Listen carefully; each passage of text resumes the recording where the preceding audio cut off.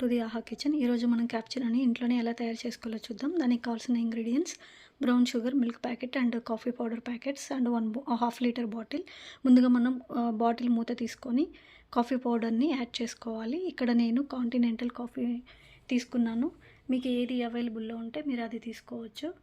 ఇక్కడ నేను 4 ప్యాకెట్స్ని యాడ్ చేసుకుంటాను.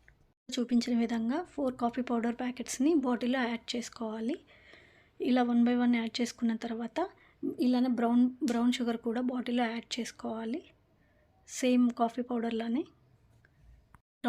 బ్రౌన్ షుగర్ ఇక్కడ నేను బ్రౌన్ షుగర్ తీసుకున్నాను. మీకు కావాలంటే వైట్ షుగర్ కూడా యాడ్ చేసుకోవచ్చు. బట్ వైట్ షుగర్ హెల్త్కి మంచిది కాదు కాబట్టి నేను బ్రౌన్ షుగర్ తీసుకున్నాను. మీకు కావాలంటే బ్రౌన్ షుగర్ తీసుకున్న తర్వాత ఇక్కడ కొంచెం వాటర్ యాడ్ చేయాలి. ఇక్కడ వాటర్ యాడ్ చేసుకొని బాటిల్ క్యాప్ పెట్టుకొని వీడియోలో చూపించిన విధంగా 3 to 4 మినిట్స్ షేక్ చేసుకోవాలి. ఇక్కడ గ్యాస్ స్టవ్ ఆన్ చేసుకొని బౌల్ పెట్టుకొని మిల్క్ బాయిల్ చేసుకుందాం.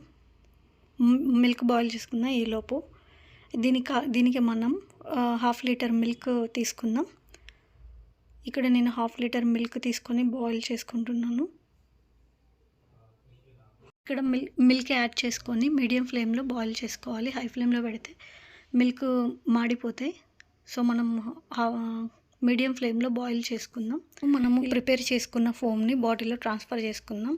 మనం ఇక్కడ తక్కువ క్వాంటిటీ తీసుకున్నాం కాబట్టి కప్లో ట్రాన్స్ఫర్ అవ్వడానికి టైం పడుతుంది. కావాల్సిన క్వాంటిటీ మనము కప్లోకి ట్రాన్స్ఫర్ చేసుకోవాలి. మనం దీన్ని ట్రాన్స్ఫర్ చేసుకుందాం.